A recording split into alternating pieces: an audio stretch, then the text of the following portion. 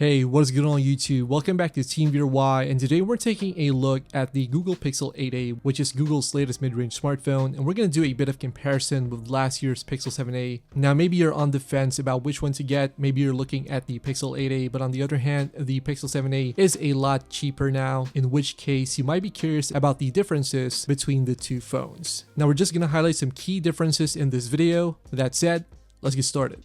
Alright, so first off is the design on the Pixel 8a and the Pixel 7a. Now there's a big difference with how the Pixel 8a looks. It does feature a more rounded design, which is similar to the Pixel 8 and the 8 Pro from last year. By comparison, the Pixel 7a does have a more rectangular and boxy look, as well as a slightly smaller camera window on the rear panel. Now the 8a does come with two new colors for this year in addition to black and white, which are Aloe and Bay, and they do take over last year's Sea and Coral options for the Pixel 7a. The Pixel 8a also features a matte finish on the rear panel, which I personally think is a much better design choice compared to the glossy plastic on the Pixel 7a. Now moving on, the Pixel 8a also has a big upgrade this year in terms of display quality. Now the phone does come with a much brighter display, which maxes out at 2000 nits of peak brightness, which essentially means that you're not going to have any trouble looking at your screen in direct sunlight, and it is twice what you'll find on the Pixel 7a, which only had 1000 nits of peak brightness, which was one of the phone's biggest weaknesses in terms of display technology. The screen on the Pixel 8a is also a lot smoother at 120Hz versus the 90Hz display on the Pixel 7a. Now with regards to this one, I'd like to think that there's not much of a big difference between 120 and 90Hz, but overall though, I do like that Google has brought a much smoother refresh rate to its more affordable Pixel phones.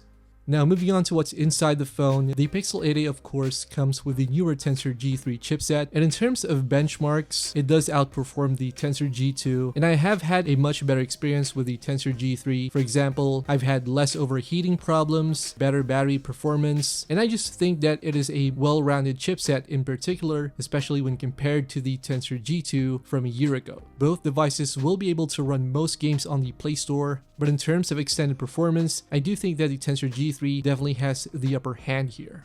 Another change this year is the addition of a 256GB storage option, which wasn't previously available for Google's more affordable phones, although this is only available on the Obsidian version as of this video, which I think is a pretty strange choice. Nevertheless though, it is a much welcome one. It is nice to see the option come to the more affordable Pixel A series.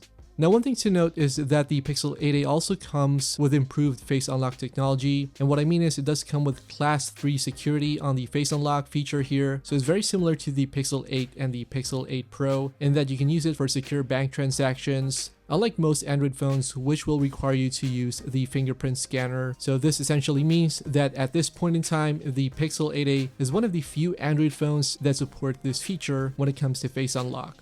Alright, so now in terms of battery, you do get a slightly larger 4492 mAh battery in the Pixel 8a versus the 4385 mAh unit inside the Pixel 7a. Now unfortunately, it's still not at 5000 mAh like what you'd see on a ton of different mid-range smartphones out there. Overall though, your individual usage, such as your apps, mobile data use, GPS, screen brightness, and whatever else you do on your phone, will be a major factor in how long your battery can last. Another big change this year is the length of software support for the Pixel 8a. Now Google does promise up to 7 years of software support for the Pixel 8a, which does include major platform upgrades as well as security patches. Now if you're looking to keep your phone for a long time, then this is very ideal compared to the Pixel 7a, which only comes with up to 5 years of software support, one of which has already passed. And yeah, it's nice to see Google give the Pixel 8a the same software support treatment as on the more expensive Pixel 8 and the Pixel 8 Pro.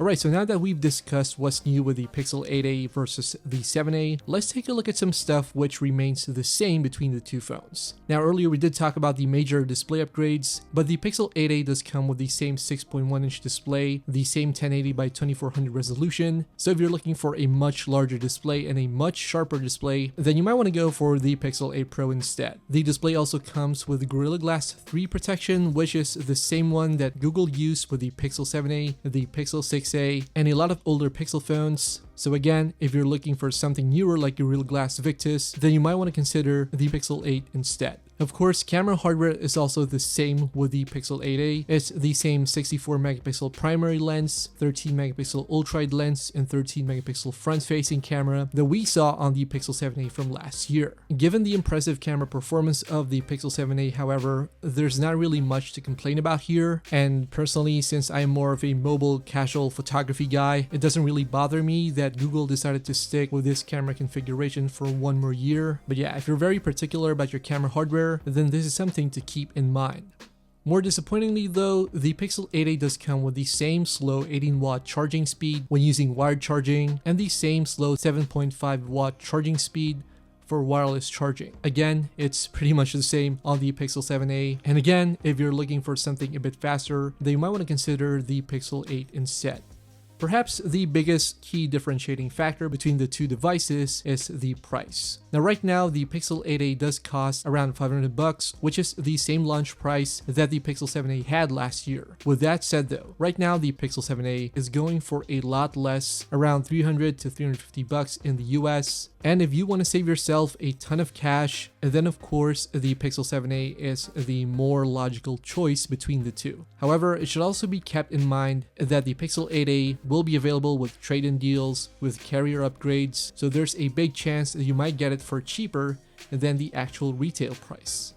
So yeah, at the end of the day, the Pixel 8a does come with some similar specs to the 7a from last year, but at the same time, it does introduce some much welcome upgrades. And the beauty of this whole matter is that right now, there is a Pixel for everyone with different needs and different budgets. So if you're not necessarily looking for the latest and greatest from Google, then the Pixel 7a is enough to get you by. So yeah, ultimately the decision is up to you and your wallet. Right guys, so that does it for this quick video. Let me know your thoughts about the Pixel 7a and the Pixel 8a in the comments below. Are you going to upgrade this year, or are you looking to get the more affordable option from Google? Don't forget to check out our other content here on the channel. Thanks a lot for watching, and I'll see you guys in the next one.